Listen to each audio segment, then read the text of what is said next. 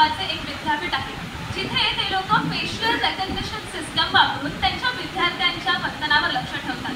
जसे की त्यांचं अभ्यासात लक्ष आहे का, ते गप्पा मारतायत का, डुलक्या खातायत का, त्या सिस्टममुळे हे सगळं त्यांच्या शिक्षकांना कळतं. अमेरिकामध्ये टेस्ला मॉडेल S नावाचं एक वाहन कार आहे, ज्याला चालवण्यासाठी कोणत्याही माणसाची गरज लागत नाही.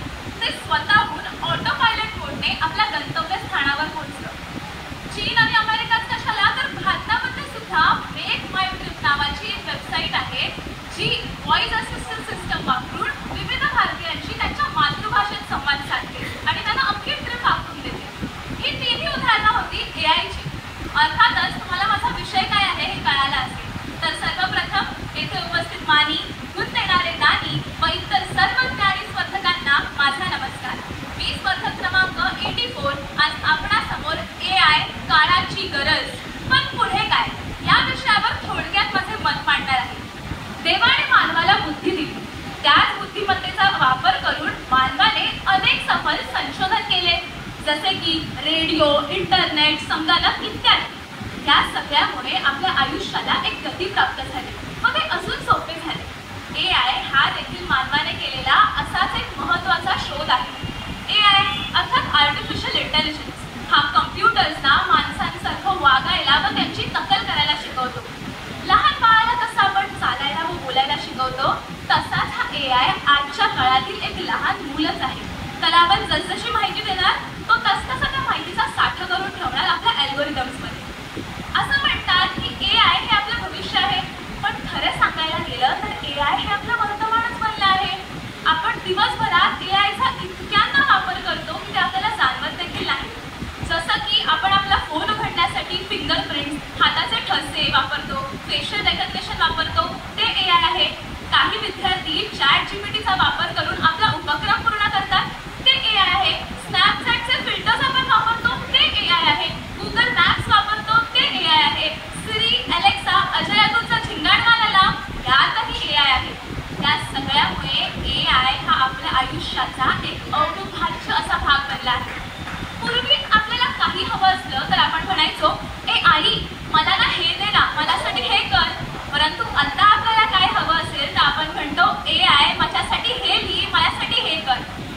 आईपासून ते AIचा हा जो प्रवास आहे ना, तो खरोखरच चमत्कारिक आहे. पूर्वीसारखं आपल्याला एका शब्दाचा अर्थ शोधण्यासाठी 4 लोकांना विचारायची गरज नाही, 4 पुस्तकं हाताळायचीही गरज नाही. AIला एकदा विचारलं तर तो काही सेकंदात त्या एका शब्दाचे आपल्याला 40 अर्थ देतो. या सगळ्यामुळे मानवाचे काम हलके होते. म्हणून AI ही खरंच काळाची गरज आहे. परंतु आता प्रश्न येतो, पुढे काय?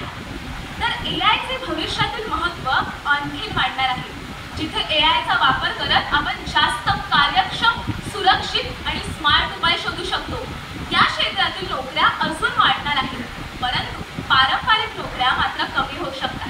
यासाठी समाजाने बदलत्या परिस्थितीनुसार तयार राहणं व नवीन कौशल्य जोपासणं हे अत्यंत आवश्यक आहे. असं म्हणतात ना, प्रत्येक नाण्याला 2 बाजू असतात. तसंच AIचे देखील गुण व अवगुण दोन्ही आहेत.